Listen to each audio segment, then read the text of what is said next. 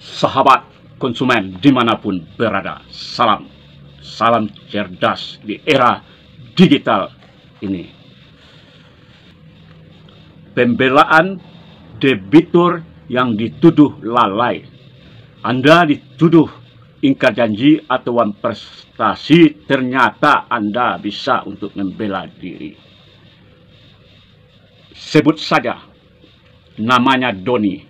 Ia barusan menerima surat peringatan ketiga SP3 atau surat somasi dari salah satu perusahaan pembiayaan kendaraan bermotor terkait tunggakan angsuran kredit yang seharusnya dibayar setiap bulan.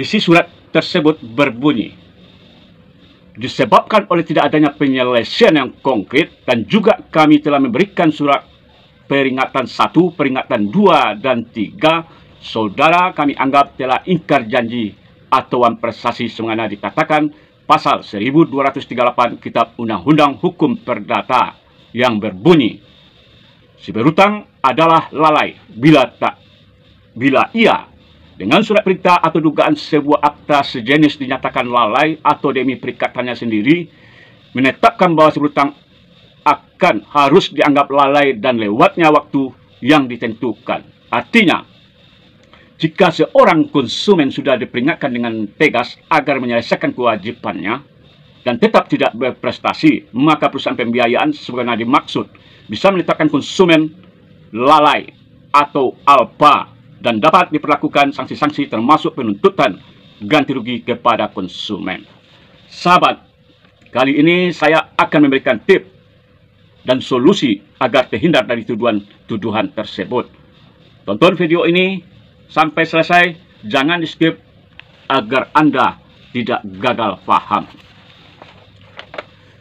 Profesor Subekti Esa dalam bukunya yang berjudul Hukum Perjanjian halaman 55 bab 10, pembelaan debitur yang dituduh lalai atau prestasi, ternyata hukum memberikan ruang untuk mengelak. Ya, hukum memberikan Anda untuk membantah tuduhan tersebut. Seorang debitur atau yang kita sebut konsumen yang dituduh lalai, ia dapat dan bisa membela diri dengan mengajukan beberapa alasan untuk membebaskan dirinya dari hukuman-hukuman tersebut. Menurut Subekti, pembelaan itu ada 3 macam, yaitu mengajukan tuntutan adanya keadaan memaksa, overmax atau force majeure. Yang kedua, mengajukan bahwa si berutang atau krediatur juga telah lalai. Ya, mengajukan atau membantah ternyata krediatur juga lalai. Dan yang ketiga, mengajukan bahwa krediatur telah memberikan haknya untuk menuntut ganti rugi. Mari kita urai satu persatu apa yang dikatakan keadaan memaksa.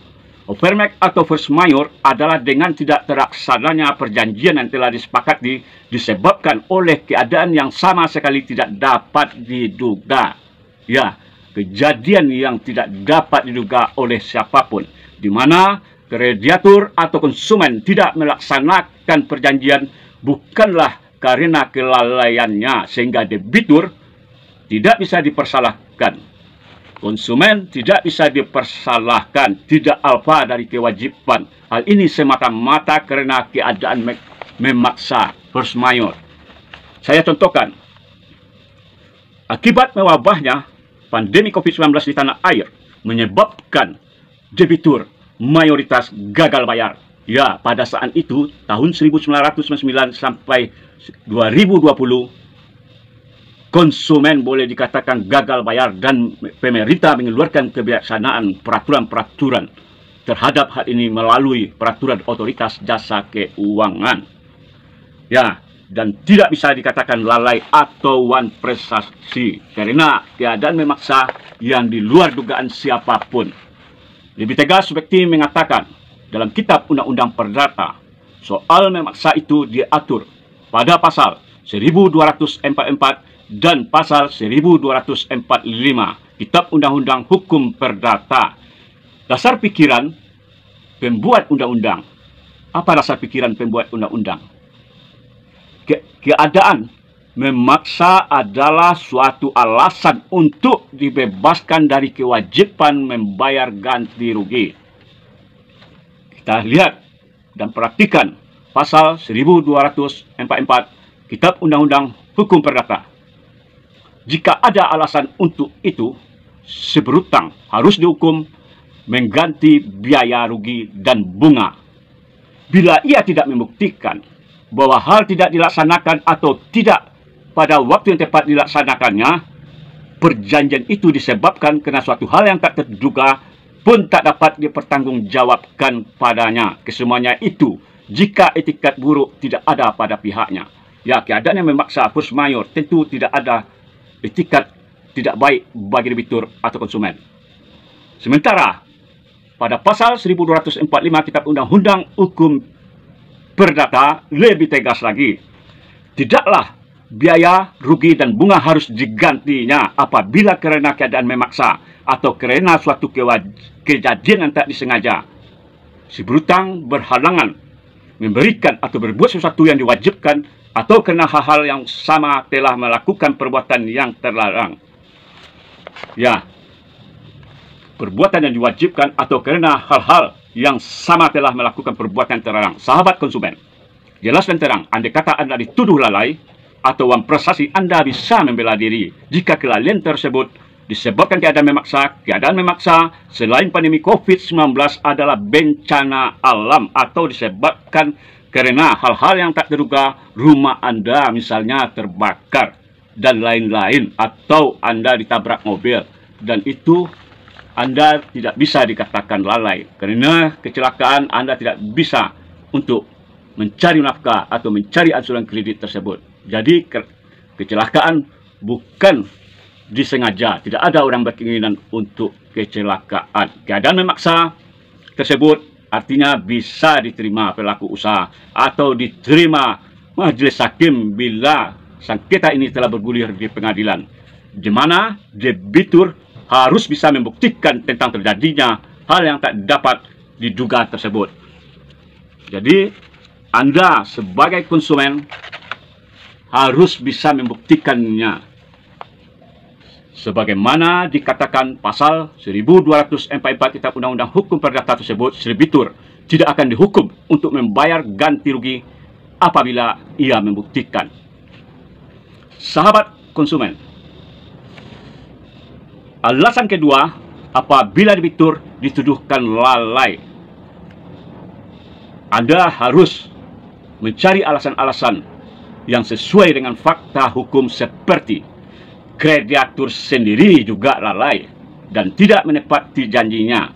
Sahabat, hubungan jual beli adalah hubungan kemitraan. Para pihak sama di mata hukum. Debitur butuh mobil yang akan dipakainya sebagai sarana transportasi, dan begitupun kreditur butuh duit untuk kesinambungan usahanya. Usaha yang dirintis oleh kreditur. Azas exceptio non ademplet contractus, hubungan timbal balik agar masing-masing pihak sama-sama melakukan kewajiban. Azas ini sebagai suatu pembelaan bagi si debitur yang dituduh lalai dan pembelaan bagi konsumen yang dituduh wan prestasi atau ingkar janji, dan ternyata kreditur atau perusahaan pembiayaan atau pelaku usaha jasa keuangan juga sering lalai. Dicontohkan oleh Subekti, jangan menganggap saya lalai kalau kamu sendiri juga lalai, sudah melalaikan kewajiban. Misalnya, si pembeli menuduh si penjual terlambat menyerahkan barangnya, tetapi ia sendiri ternyata juga tidak menepati janji untuk memberikan uang muka, sama-sama lalai. Contoh selanjutnya dari saya. Pada pasal 35 Peraturan Otoritas Jasa Keuangan nomor 35/POJK 05/2018 tentang penyelenggaraan usaha perusahaan pembiayaan mengatakan, perusahaan pembiayaan wajib menyerahkan salinan perjanjian pembiayaan kepada debitur paling lambat 3 bulan sejak tanggal perjanjian. Kenyataannya, banyak perusahaan pembiayaan, banyak kreditur yang hingga kini tidak memberikan salinan atau kopian kontrak yang telah ditandatangani. Toh kenyataannya perusahaan pembiayaan atau kreditur juga lalai dalam memberikan hak-hak debitur atau hak-hak konsumen. Alasan ketiga untuk pembelaan Anda dituduh lalai oleh kreditur. Alasan ketiga yang dapat membebaskan si debitur yang dituduh lalai dari kewajiban mengganti kerugian dan memberikan alasan untuk menolak pembatalan perjanjian adalah yang dinamakan pelepasan hak atau reverse fair working pada pihak kreditur. Hal ini dimaksudkan suatu sikap pihak kreditur dari mana pihak kreditur, maksudnya pihak debitur, boleh menyimpulkan bahwa kreditur itu sudah tidak akan menuntut ganti rugi. Misalnya, si pembeli, meskipun barang yang diterimanya tidak memenuhi kualitas atau mengandung cacat yang tersembunyi, tidak menegur si penjual atau mengembalikan barangnya, tetapi barang itu dipakainya, atau juga ia pesan lagi barang seperti itu. Dari sikap tersebut dapat disimpulkan bahwa barang itu sudah memuaskan si pembeli. Jika ia kemudian menuntut ganti rugi atau pembatalan perjanjian, maka tuntutan itu sudah selayaknya tidak diterima oleh hakim. Jadi sahabat konsumen, selain kitab undang-undang hukum perdata yang mengatakan bahwa debitur berhak menolak tuduhan lalai atau tuduhan wan prestasi tersebut, dan ternyata masalah wan prestasi, masalah ingkar janji tidak ditentukan sepihak sebagaimana dikatakan putusan Mahkamah Konstitusi nomor 18 garing PUU 17 Romawi garing 2019 bersifat final untuk menguji undang-undang terhadap Undang-Undang Dasar tahun 1945, di mana perusahaan pembiayaan atau finance maupun leasing atau penerima fidusia yang ternyata masih tetap mengabaikan putusan Mahkamah Konstitusi ini bahwa ingkar janji dan wan prestasi tidak ditentukan secara sepihak sebagaimana amar putusan tersebut.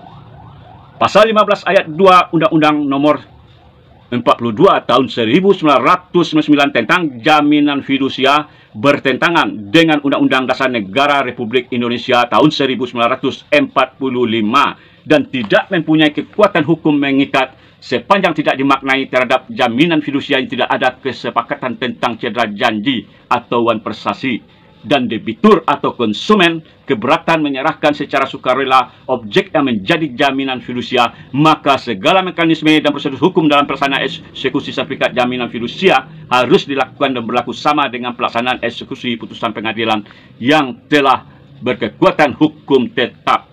Begitupun dengan pasal 15 ayat 3 Undang-Undang nomor 42 tahun 1999 tentang jaminan fidusia. Sepanjang frasa cedera janji bertentangan dengan Undang-Undang Dasar Negara Republik Indonesia tahun 1945 dan tidak mempunyai kekuatan hukum ikat sepanjang tidak dimaknai bahwa adanya cedera janji tidak ditentukan secara sepihak oleh kreditur, melainkan atas dasar kesepakatan antara kreditur dengan debitur atau atas dasar upaya hukum yang menentukan telah terjadinya cedera janji. Jadi selain kitab undang-undang hukum perdata untuk membantah bahwa Anda dituduh lalai, putusan Mahkamah Konstitusi terkait kendaraan bermotor juga telah dinyatakan bahwa ingkar janji atau lalai tersebut atau wan prestasi tidak ditentukan secara sepihak oleh debitur, harus ditentukan oleh kedua belah pihak atau berdasarkan putusan pengadilan. Salam cerdas di era transaksi digital ini.